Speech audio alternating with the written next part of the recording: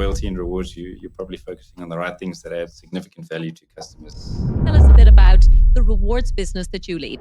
eBucks has been around 25 years. October is our 25th birthday. It was started by our founders. It really is part of our DNA, and our staff within F&B eat, live, breathe, sleep eBucks, and they want to maximize the reward out of it. Life is serious enough sometimes that a little bit of fun in between is really good, and rewards play a big part of that.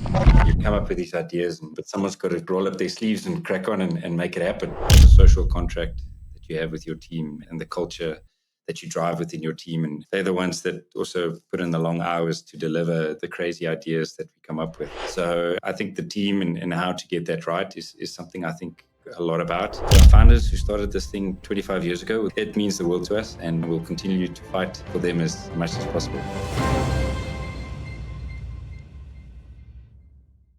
Hello and welcome to today's episode of Let's Talk Loyalty and Loyalty TV.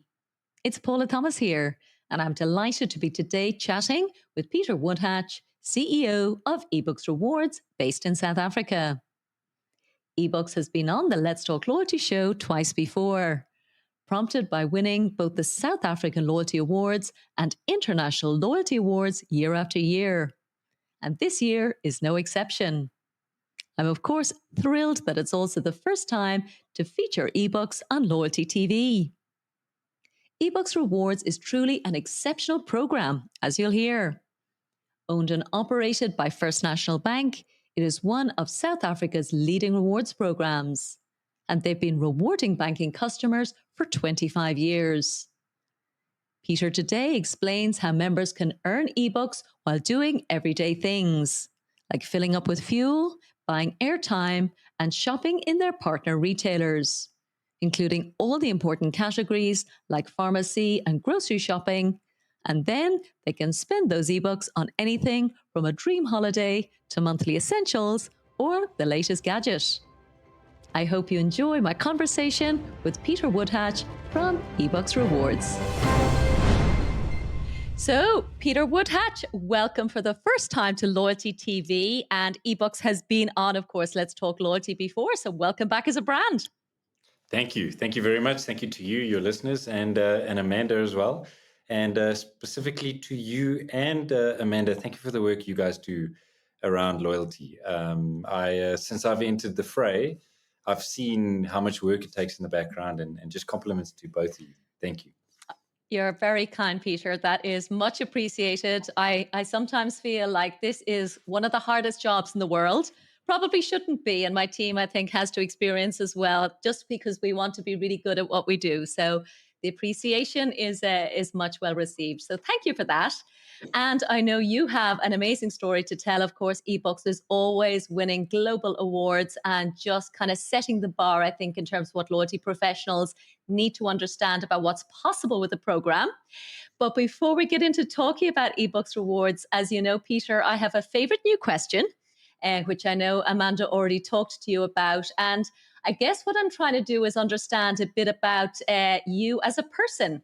So what might have inspired you in terms of a book, either from life, in terms of loyalty, or in terms of leadership. So if you were to recommend a book for our audience, Pieter, just kick us off and tell us, what is your favorite book? So fantastic. Firstly, I don't read that much as I should, let me put it that way. But the South African rugby team, I think is a wonderful story around unification of the country.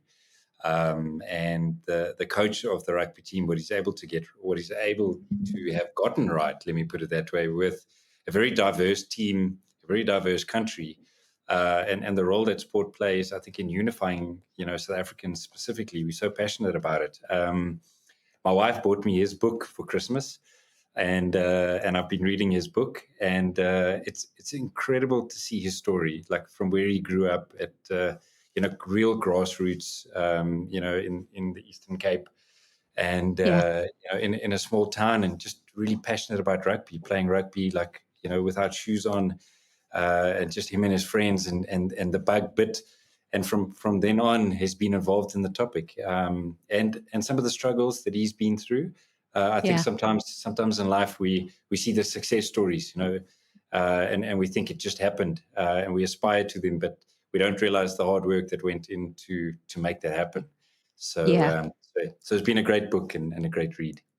Brilliant. And you must give us the name and the author, actually, if you don't mind, Peter, just so we can put it in the show notes for our audience. Absolutely. So do you have the name at the top of your head, or you could just send it to me after? Yeah. So the Yeah. name of the book is Rassi, Okay. and the author I'll send you offline, and you can put it on the notes. Amazing. Brilliant. Yeah. And I think you're absolutely right. Actually, I was even thinking about podcasts, Peter, like the common theme that comes through in terms of what moves us emotionally, I think, is those authentic stories. And I suppose the hero's challenge, I think, is what it can be technically called, where Yeah. somebody, starts in a difficult situation, finds redemption, finds a solution, gets inspired, and then ultimately achieves things which inspires the rest of us. So that definitely sounds like one to read. So thank you for the recommendation. Absolutely. Great. So tell us a bit about you, Peter. I think we have, an incredible global audience who might not know your incredible achievements in business to date, given that you're based in the South African market. As I said, you have won lots of global awards. But just for anyone who doesn't know, first of all, about you, and then I'll get you to introduce the brand. Fantastic. Yeah, so I started my career as a quant in FirstRand, 2006, and Okay. as so data and analytics was always kind of the cornerstone. And I always felt if I knew the answer, it's a lot easier to get people to move your direction, if I can put it that way. And Very wise. but Very wise. yes, so I always anchored to data, and I was let's say often right, which helped a lot. And then the career grew, and I grew into collections and innovation and business innovation. And South Africa went through quite a bad financial crisis in 08, 09, and that became quite an important part of the business. And we were able to innovate, quite a lot around the collection space. I then actually left FirstRand for a couple of years, and we started an energy business. A little bit of ahead of our time in South Africa, if I'm honest. I think the rest of the world was already full steam ahead, but quite good. And we amalgamated into a business called Multisource, and bought I first bought Link, bought the Spectrum, and started a telco called Rain out of that. And that was a really great journey. Part of that journey, I think, just led me to realize that financial services is close to my heart, Yeah. and what I really enjoy doing. And I was lucky enough in 2015 to have the chance to come back to FirstRand, and then I took over the seat in the lower income segment to run the lower income segment for FirstRand, Mm. as a sub segment, we call it. And then from there ran sales for the whole of retail, and from there into eBucks. I thought, if you sell all these products, let's look at the levers that you can use to sell it. And rewards it's such a close to the heart of so many first randers, if I could put it that way, FMBs, Okay. that Yeah. that I thought this has got to be a great space to be in. And so here I am. Amazing. Well, it is close to our hearts, and I know it's close to yours as well. So I definitely want to understand the whole program, and again, make sure our global audience does. But before we do, there's just so much even to pick up on what you've already said. So first of all, just the term quant, I think, means quantitative analysis for those of us without the same intellectual property on the data side. Am I right? Absolutely, absolutely. So Okay. yeah. Brilliant. Yeah, great. I got that. Yes. My husband works in banking as well. I still don't know any of the industry terminology. So there you go. The other piece I love you said so casually, Peter, is, we started an energy business and then we started a telco. These are incredible achievements. I mean, obviously, you're very ambitious and love creating and innovating.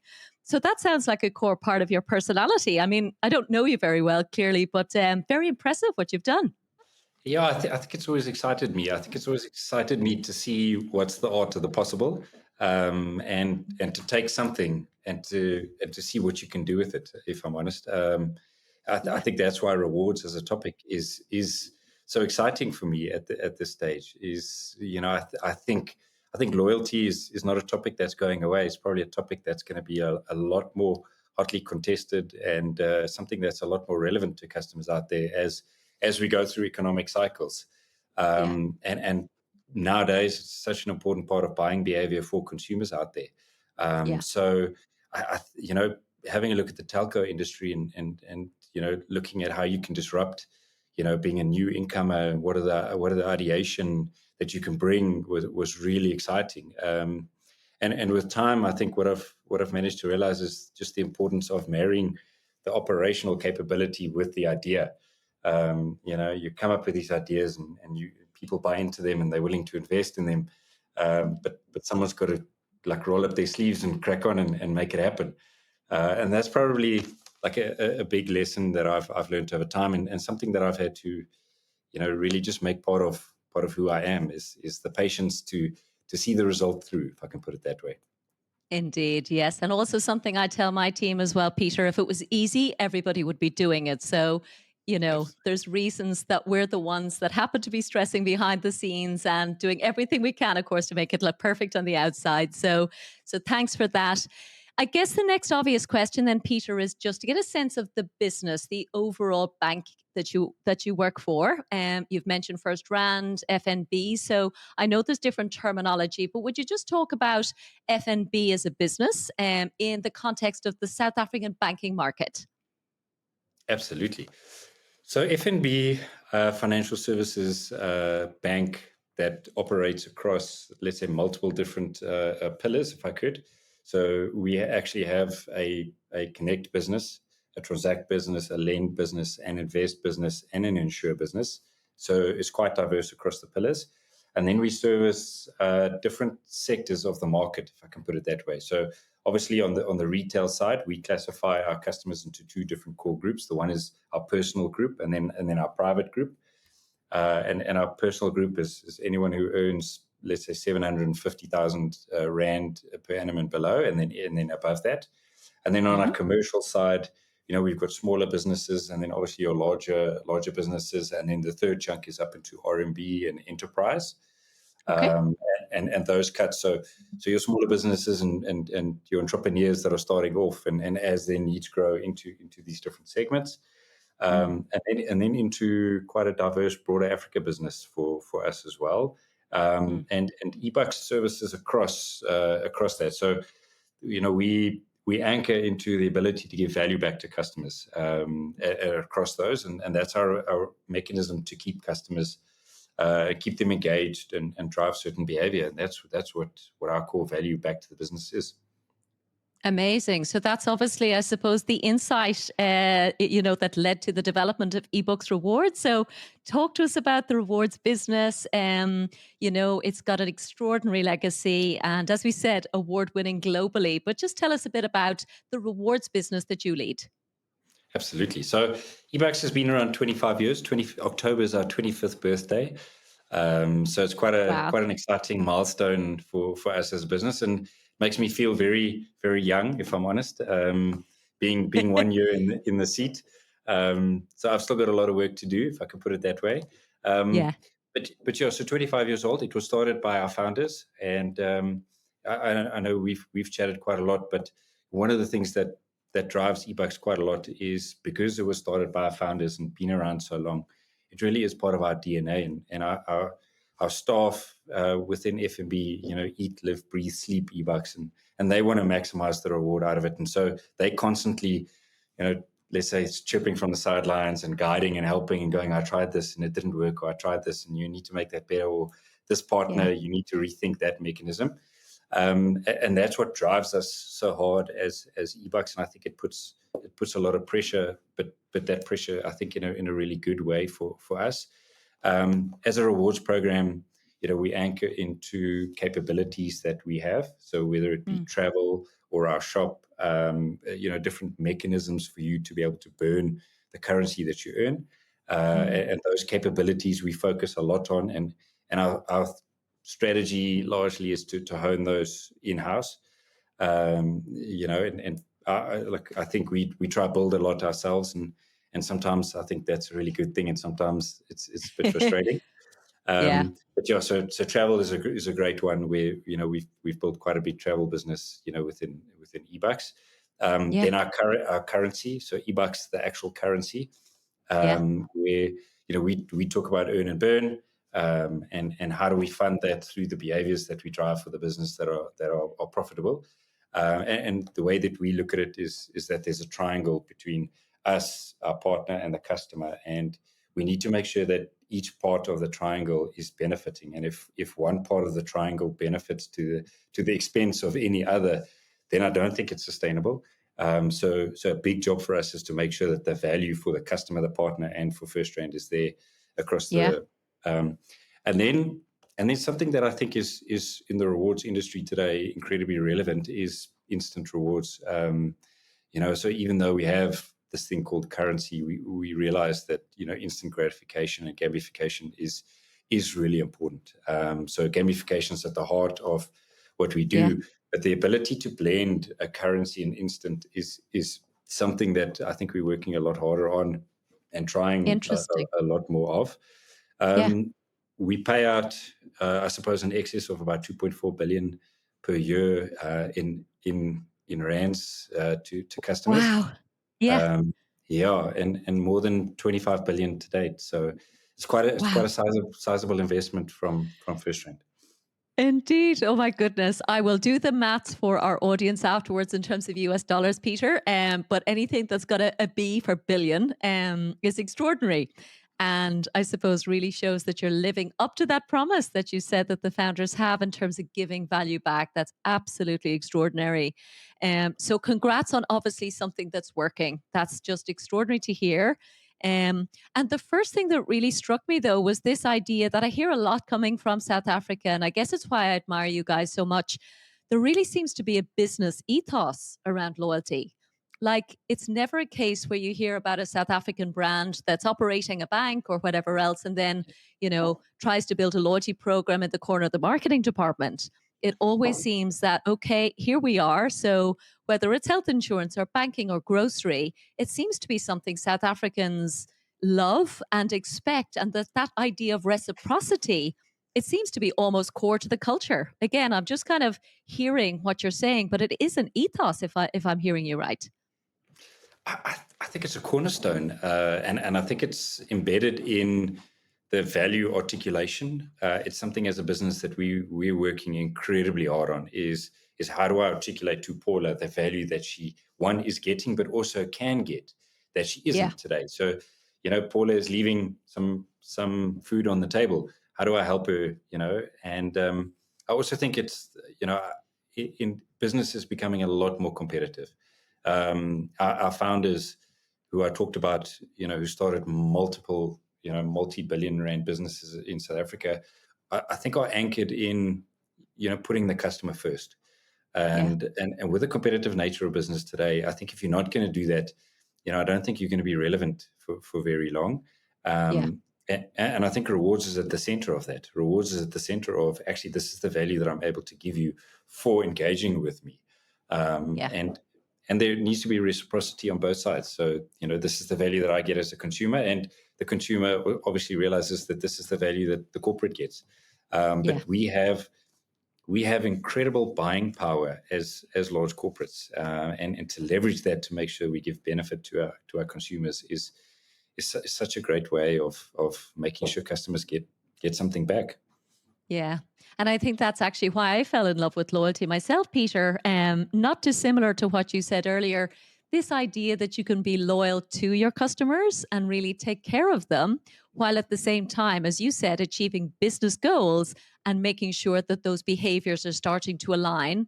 And then the partner piece, I definitely want to understand because I know you've got a massive partner portfolio, which is incredibly powerful. But yeah, for me, it is that idea that yes, we're hard-nosed business people. We do have to, be profitable, but we could be nice and we could give it back. And it's a lovely feeling, I guess. So I'm glad you're back in our industry.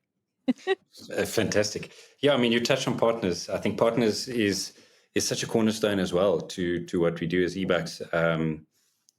A philosophy that I've tried to bring in is, if I feel if you have too many partners, your ability to give value back to them also starts to wean.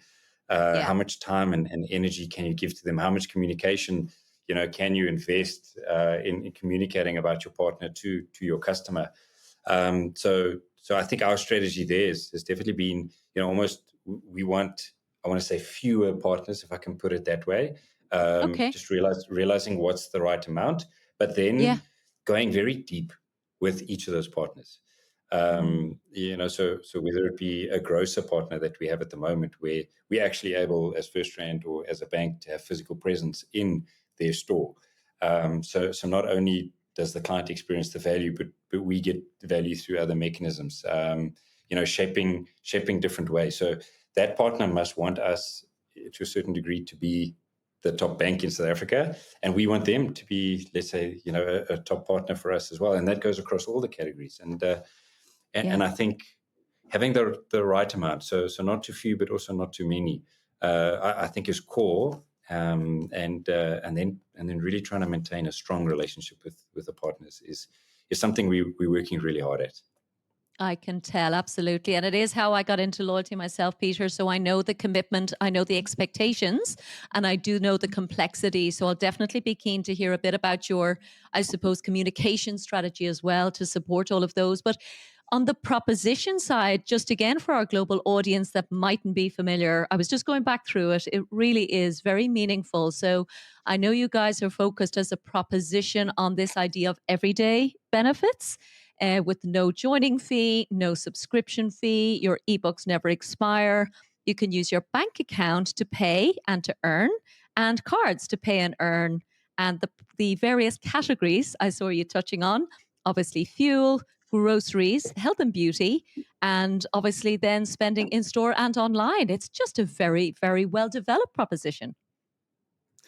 Yes, I think it's a proposition that I think has grown over time, and I think as you add different pieces to it, it tends to mature very nicely. Yeah, I think I mentioned it earlier, but what we focus really hard on and is to make sure that the value back to the business is there, so that they want yeah, to fund. yeah. And so we anchor in behavioral change, and Mm, behavioral change is hard. It's hard because you expect a behavior and then you reward the behavior. yeah, And that's not always the easiest thing, yeah, because, clients are not always in the mood for the behavior, or it's not always convenient, and to get them over that hump almost to actually, I've tried it 2 or 3 times and it's not that bad. So a big use case yeah. for us recently has been virtual card, and how we've driven virtual card extremely hard within our business, and we've seen the shift towards that behavior. So really anchoring to behavior, Paula, and letting that almost anchor in what's the value that we can add back. Yeah. But also, what I'm hearing is that you really are listening to evolving, I suppose, expectations. I guess the idea of rewards historically, probably when you started 25 years ago, would have been that collector mentality. Can I save up, get my free flight? The airlines all taught us, of course, the power of inspiration to really get those very aspirational rewards. But I guess that really now has to be balanced, as you said, with instant rewards. I think different demographics, different generations, and perhaps different economic demographics as well. Because I know, as you talked about earlier, South Africa has a very broad, I suppose, split of economic profiles. So I guess you have to be able to give somebody something they can either redeem instantly or they can save for over time. Yes, and we've seen that they don't run. My experience has been that they don't run in isolation. They work, they're additive. 101 is 3 if you add them together correctly. So if you take your partners and you're able to offer the greater value in a currency, but also mix that up with different mechanisms for clients to get a Yeah, bit of instant gratification and reward. And so it's the clients behave, and I think clients interpret your rewards program in very different ways, and are very diverse.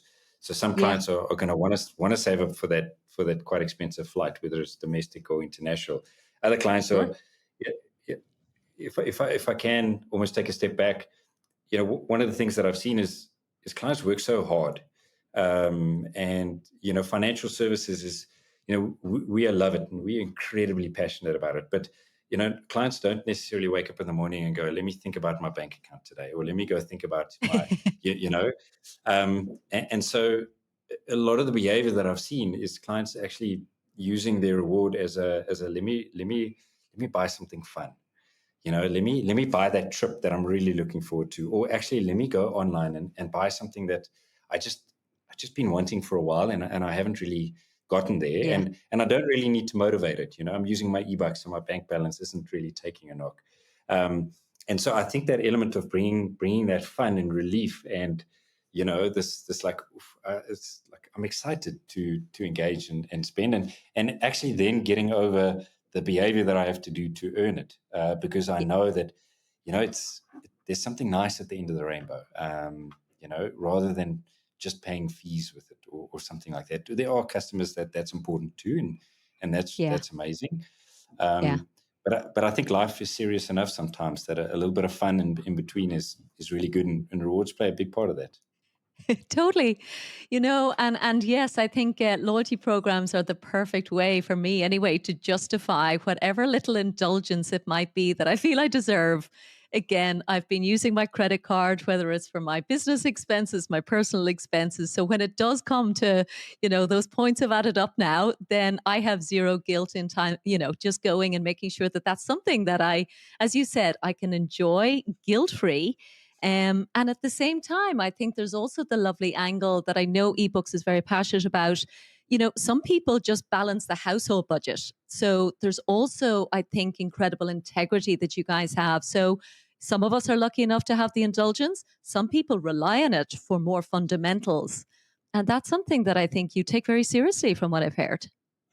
Absolutely. So we recently ran a campaign with one of our grocer partners, which was Burger Friday, and we realized that Friday evenings was really important, and takeouts can be expensive. I myself found that I'm spending in rands terms. We'll have to do the exchange rate, but in rands terms, 600-700 rand on takeaways every Friday, Okay. and worked with one of our partners and came up with the concept of Burger Friday, where you're able Yeah. to offer four buns, four patties, lettuce, cheese, tomato, for a customer for 50 rand. So that's that. I mean, I must check the exchange rate, but it's roughly $2.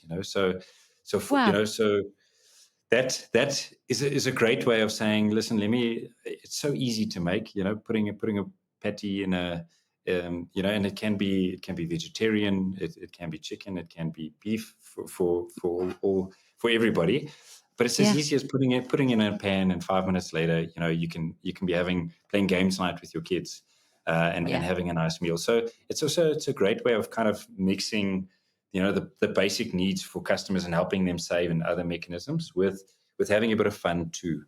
And that's where I think the kind of instant gratification with some of the larger points based systems work incredibly well together. Yeah, absolutely. And as you said, then the partner's getting, I suppose, the fun element. They get to be part of your clients. I noticed you call them rather than members. Is that a terminology that seems very intentional as well? I wanted to ask you about. Yeah, it probably also just comes from my years in F&B across the various departments that I've been in, and Yeah, but yeah, so yes, we have eBucks members, and we really want everybody to be an eBucks member. yeah, But we try offer the value as well, even to non F&B members. So Burger Friday, as an example, is offered to all F&B customers. So just go swipe your F&B card and get the special. So we really try cater for everybody, even yeah. though the members are a big focus point. Incredible. And you talked about the communications just in passing, Peter, as well. And obviously, I'm a communicator. So this is something that I always, wonder how do you manage and master at scale? You've given us some sense in terms of how you manage that with the limitation of the partners, which I'm guessing includes things like exclusivity in particular sectors. I'm assuming that's kind of one of the principles. But how else do you go about communicating? Because I think it's a big challenge for all of our audience as we listen and talk about programs. There's always that, I suppose, challenge either at the point of sale. As you said, we don't all wake up every morning and think about our bank account. And certainly here in the Middle East, retail loyalty is very strong. But the execution can be very challenging. So I'd love to hear about your communications mix. I'm guessing it's pretty broad, both I guess with your own base, but also with your partners. Absolutely. So I think the key is, when you have a customer, if you take one of the challenges that we've had as FMB, is we have an insure, connect, invest, lend, transact business. Now, each business is trying to communicate to the client, and you need to avoid this just overemphasis of communication where the client just clutches out and says, thanks, but it's just too much for me. So being the rewards at the back of that Yeah. becomes really challenging. And I mean, personalization is probably a buzzword over the last 10 years that's been thrown around a lot. And I think it's absolutely key, no doubt. But I almost think for us, the communication is starting really simple, putting the client first and going, what are the top 3 things that I'd like to tell Paula today? And if I anchor back to what's most important to Paula and what's the most value that I can give to Paula, then that becomes a lot easier. I'm not trying to tell Paula about something that's not really relevant to her. It's more, I know Paula, these are the 3 things that I think can add value to her life. Yeah. And then focusing on delivering that message in a way that I know Paula's going to get it. Now, that can be by bringing people into your interface and having that communication there. It can be via different mechanisms to approach the client. It can be through the customer. It can be through various different mechanisms. But you have to, I'm thinking, more and more about the complexity of rewards and the volume of rewards and messages out there to customers is, we've upweighted that function in our team. And we've actually made that an exco member on the eBucks team, just to make sure that we're getting that communications right. Because I think, yes, having the value, but the inability to talk about it is a massive problem. And then I think that leads to probably one of the big challenges that I think we have is where we've got these really good value propositions, but because we can't communicate it properly, they fizzle. And it's not a lack of the value proposition, if I can put it that way. It's the inability to communicate it, and that leads into a bit of a spiral. It leads into a bit of a negative spiral where, so now you exit that value proposition, you're building a new value proposition, you now have to communicate the new value proposition, and actually you had something that wasn't half bad. You just needed to communicate it very succinctly and know who you want to talk to about it, and land that message. So I think communications is a cornerstone of the articulation that of the value that you have, and it's a cornerstone to building the house for us, and a big focus point. Indeed. Well, the fact that you've put somebody on your leadership team, that's extraordinary. I haven't heard of that being done. Not to say it hasn't been done in other programs, but to elevate that responsibility and make sure, as you said, that those campaigns are absolutely landing with the right people. Because I think you're absolutely right. If you don't cut through and get the message, then of course the partner's disappointed, you're disappointed. And again, you might come to the conclusion that there's an issue in the program or the proposition. But as you said, sometimes it just wasn't understood. So that sounds like a really big innovation just to make sure, as you said, the comms is really working. Absolutely. And linking it to then the client experience, because when you're communicating it properly and you're landing that message, you're also testing the experience of the customer out there. Because as they start using it, you're testing the experience, and then it gets into, I suppose, the run of the mill, kind of like tweak, test, go, tweak, test, go. So Totally. fantastic. Amazing. The virtuous circle. Yeah, what we're all going for, huh? So talk to me about other KPIs then, Pieter. Obviously, we've talked about communications now. And again, I think that's often the poor relation. So I'm really glad to hear that you're giving it that visibility. But what other KPIs is eBucks focusing on? Again, given your maturity and such a broad proposition, what is it that you're measuring? So I talked earlier about the triangle where, let's say FirstRand, the partner, and the customer. And I think our KPIs really link largely back to that. So what is the value that the client is experiencing, and how do they experience that value? So it's more about, it's more than just, hey, here's a mechanism for value. It's how easy is it? How accessible is it? Do clients feel that they can actually tangibly touch the value that you put in front of them, rather than it's the carrot that's always in front of the horse? Yeah. Then very specific KPIs with our partners, and then very specific KPIs within FirstRand. So within FirstRand, I think it's making sure there's value to clients, making sure clients want to bank with us, making sure clients want to stay with us. Yeah. Making sure that they are driving financial behaviors that are beneficial to them, that their money management is in place, because we know, I think many years ago, financial institutions learned that you need to walk a long-term journey with the customer. You can't think 1 year, 2 years. You're thinking 8 to 10 years, Yeah. and that's the way that you have to think. And then to your partners, where as I said, you've got a real commitment to them who are participating in the program with you to provide value to your customers, and making sure that those KPIs and the reason that they're in a relationship with you, if I can put it that way, is you're delivering Mm. on that, and those relationships are strong. Yeah. I think those engagements and relationships are critical to Mm. have ongoing and regularly. Yeah. Yes. Amazing. And one you did tell me earlier off air as well, Peter, if you don't mind sharing with the audience, is just the scale of your program. I should probably have asked you earlier, because I know you also have, again, I suppose a focus on the quality of your members as well as the quantity. So I'd love if you could just touch on that and how you think about, whether it's acquiring or driving the engagement of your program, which of course we're all trying to do both, but just what scale are you at this stage? So FirstRand has about 14 million customers in total, Mm-hmm. and eBucks as a program, we've got about 6 million active customers, Mm. and then we've got quality customers and quality metrics under the 6 million, which we measure. Yeah. eBucks provides value, let's say, to more than just the eBucks currency customers. At Burger Friday is a great example where Yeah. that would be applicable across, let's say, the all 14, and then the Yeah. currency, where we're able to target that 6 million customer base, and really drive that hard Yeah. to them. Mm.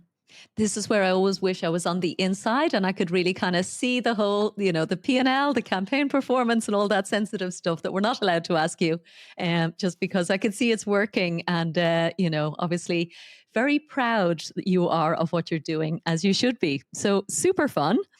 And then I suppose we're also trying to be, I suppose, very realistic, Peter. Nothing's perfect. There are challenges for all of us in our loyalty programs. I'd love to get a sense of what might keep you up at night. What are you thinking about? What are you still focused on that you think you could do better? It's a very good question. It's a tough one, I I know. think probably it's a very tough one. I wish there was only one. Just joking. No, so I think people are the cornerstone of your business, and I think the team.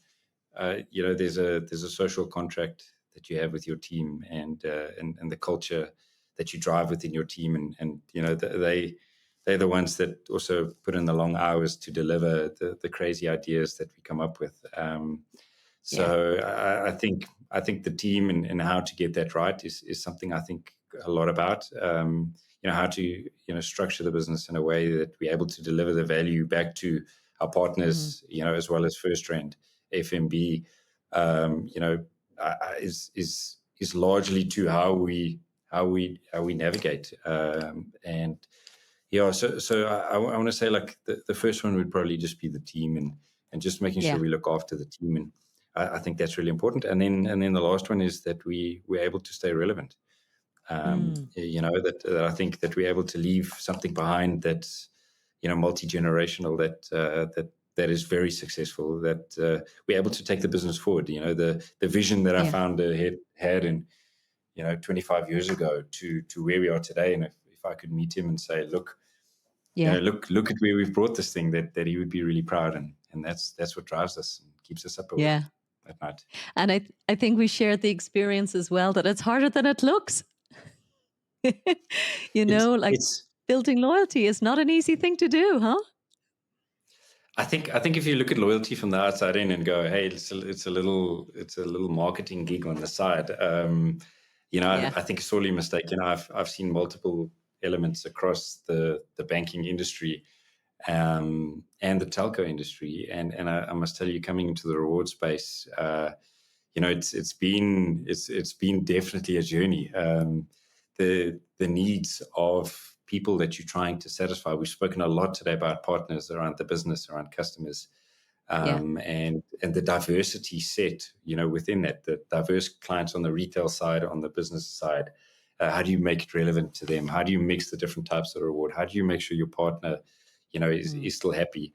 Yeah. And one of the keys to that, I think, is just making sure that the leaders within your business are supportive of what you're driving.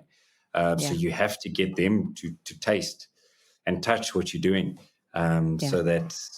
because then they become your advocates almost, and budgets become a Yeah. lot easier if word of mouth is successful. So yeah, Yeah. it is tough. We mustn't underestimate the responsibility of rewards program, and the value that they provide to clients, and that Yeah. value comes with an accountability Yeah. and a responsibility. So we're taking it serious. For sure. Yeah. And you alluded to it earlier as well that the banking leadership team really does hold you to the highest possible standards. Again, making sure that it works for them so that they know it works for your members, your clients, and everybody else. So the fact that it is treated, I suppose, back to the point about as a business ethos, and that everybody needs it to work brilliantly well and puts that expectation on you and your team, as you said, to deliver all of that. And clearly it is surely by the amount of ebooks that you're giving out to your members. So that's amazing. Tell us about the future, Peter. We're coming to the end, coming to wrap up, and I'm sure you have some, more exciting partnerships, campaigns, whether it's across the whole banking relationships. What are you thinking about for the future? I wish I could share all of it. I think the next 12 months for us are going to be really exciting. I think we've got some Yeah, massive topics coming, and we're really excited about those. For us, big topics like simplification, making it easier for customers, making it just a lot more accessible, are big things that are driving us. Our push into the commercial side, our push into more value for our partners, and like I said, the simplification client experiences across our capabilities, I yeah. think are leading us to some really really wonderful innovations that will play out over the next 12 months, Mm. which is incredibly exciting. And yeah, hopefully we can have this chat in 12 months' time again and talk about some of that. That would be really great. Absolutely. Well, you're not the first brand to talk about simplification, Peter, and I do think it's really important. There's incredible value, and I do think our members really appreciate it because then again, the cut through is there and the engagement just continues that virtuous circle. So, absolutely wonderful. I think the only final point to make then is to congratulate you on all of the International Loyalty Awards. Since I've been going, I think eBucks has been, sweeping the board so many times. So, congratulations. I know you've also won very extensively over the South African Loyalty Award. So you must be super proud. Yeah, it was incredible being in Dubai for the awards, my first time, and being really nervous sitting there, and getting the award meant for me personally so much, and I think for the business so much. And I've talked about Yeah. how much our senior leaders, place emphasis on eBucks. So the ability to bring it back and just say, listen, this is for you, Yeah. for your financial commitment as well as the hard work that you're putting into the rewards program, I think meant so much for us as a team, and validation for the hard work that the team has done. But to our founders who started this thing, 25 years ago, the one award was the best long-term, award, rewards program, and Yeah. that's back to 25 years of hard work. So it's to them a massive testament of what they've put in as well. So it means the world to us, and we'll continue to fight for them as much as possible. Incredible. Absolutely. Well, listen, that's all the questions I have from my side. Peter, was there anything else you wanted to mention for our audience before we wrap up? No, just good luck. Keep the faith. Keep pushing as hard as you can, and I Yeah. think you're on the right topic. Amazing. If you're in loyalty and rewards, you're probably focusing on the right things that add significant value to customers. So keep it up, and Paula, thank you for a wonderful interview. My birthday is on St. Patrick's Day. I couldn't help but overhear the accent. So maybe we'll Amazing. do maybe we'll do a trip to Ireland on St. Patrick's Day or something. But yeah, I am very, very amazing. I'm available for consultations, for any input, of course. And yeah, St. Patrick's Day, actually around the world, we're very, very proud. We're a small nation that I think punches above our weight. 5 million people on the island, but actually 80 million people worldwide claim to be Irish or of Irish descent. So there you go. So that's wonderful to hear. And as I said, happy to consult at any time. So, Mr. Pieter Woodhatch, CEO of eBucks Rewards, thank you so much from Let's Talk Loyalty and Loyalty TV. Thank you. Thank you very much, Paula, and thanks to your audience. All the best.